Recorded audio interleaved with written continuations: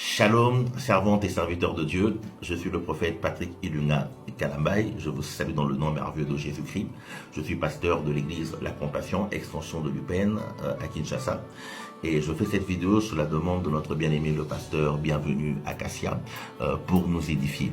C'est vrai qu'il a toujours été un exercice difficile, très difficile, que de parler aux servantes et aux serviteurs de Dieu. Parler aux aînés, aux pères, aux collègues, aux personnes qui servent le Seigneur et qui connaissent la Bible. Ce n'est pas du tout facile. Alors, pendant que je préparais ce moment, je me suis rappelé des lettres aux églises d'Asie mineure, les 7 lettres aux églises d'Asie mineure. Les lettres que le Seigneur Jésus-Christ va révéler à son serviteur Jean et va lui demander de les envoyer aux 7 églises d'Asie mineure. Ces lettres sont des diagnostics du Seigneur par rapport à l'état de l'église. Et ce que j'ai remarqué, c'est que ces lettres s'adressent principalement aux leaders d'église et de ministère. C'est vrai qu'après, elle s'adresse aussi aux communautés, mais de manière principale, de manière prioritaire, elle s'adresse aux leaders d'église et ministère. Voilà pourquoi le Seigneur Jésus dira à chaque fois, écrit à l'ange de l'église d'Éphèse, de Sardes, de Pergame, de Thyatire, de Laodicée, de Philadelphie. Donc, ces lettres s'adressent à nous, leaders d'église. Et je voudrais vraiment nous encourager à étudier ces lettres. J'ai retenu 3 choses que je voudrais rapidement partager avec nous. La première des choses, c'est que dans chacune de ces lettres, Jésus fait des éloges aux leaders. Jésus félicite, Jésus encourage ceux qui dirigent les églises et les ministères. Et je voudrais ici nous encourager aussi. Dire à quelqu'un, dire à un serviteur de Dieu, une servante de Dieu, qu'il se peut que dans le ministère, on traverse des moments difficiles. Nous traversons des challenges, des combats, des difficultés dans les ministères, dans les charges que Dieu nous a données. Et parfois, ces difficultés deviennent tellement énormes que l'on est à quelques mètres d'abandonner. On est au point de lâcher prise. Je voudrais dire à quelqu'un, le Seigneur a fait une promesse particulière dans sa parole. Il dit, je ne t'abandonnerai pas, je ne te délaisserai pas. Dieu nous encourage quand nous traversons des moments difficiles, quand nous traversons des moments compliqués. Dieu nous encourage. Il félicite ce que nous faisons. Il dit, je connais tes œuvres. Il nous félicite. Il nous dit, vas-y, c'est bon, tu es dans le bon. Continue à me servir. Garde le bon dépôt que tu as reçu en moi. La deuxième des choses qu'on trouve dans chacune de ces lettres, ce sont des reproches. Et oui, des reproches. Le Seigneur, au-delà de féliciter, d'encourager, il fait aussi des reproches. Là où il doit critiquer, il critique. Ainsi, on trouve des phrases comme « mais c'est que j'ai contre toi ».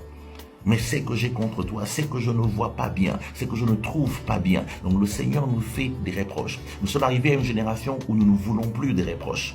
Nous sommes arrivés à une génération où nous ne voulons plus qu'on relève les maux qui rongent l'église. Nous ne voulons plus qu'on relève les problèmes qu'il y a dans l'église. Quand l'on parle des problèmes, quand l'on parle des maux, quand l'on parle du mal qui est entré, qui a pris place dans l'église, on est traité d'immature, on est traité de moins sage, on est traité d'une personne qui veut diviser l'église. Aujourd'hui, on a créé une forme d'omerta spirituelle où on s'est dit, plus personne ne parle du mal. On appelle ça sagesse. On ne veut plus de critiques.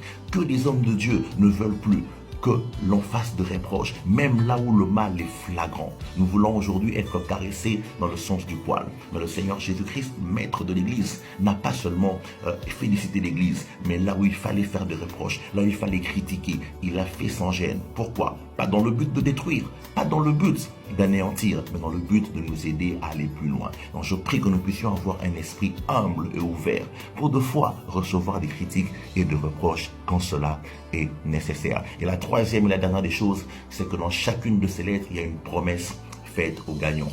Qui dit gagnant, dit qu'il y aura aussi des perdants. Et je prie que nous puissions être des gagnants. Les gagnants, c'est ceux qui auront retenu la foi, retenu le bon dépôt, retenu la parole de Dieu jusqu'à la fin. Le Seigneur nous demande donc d'être fidèles dans la charge qu'il nous a donnée, d'être fidèles dans sa parole, d'être fidèles à la saine doctrine. Parce qu'à la fin, il y a une grande récompense qui nous attend. Une récompense qui nous attend pas seulement dans le siècle présent, mais surtout dans le siècle à venir, la vie éternelle. Voilà les 3 choses que j'ai retenues de ces lettres et que j'ai voulu humblement nous partager. Et ma prière, Seigneur Jésus-Christ, je prie que tu gardes tes servantes et tes serviteurs fidèles à toi, Seigneur. Père, donne-nous, Seigneur Jésus-Christ, d'être encouragés par ta parole, car tu nous montres que tu connais nos œuvres et que tu es avec nous. Seigneur, donne-nous aussi un cœur de pouvoir recevoir des reproches, des blâmes, Seigneur Jésus, qui nous aideront à mieux faire et à aller de l'avant avec toi.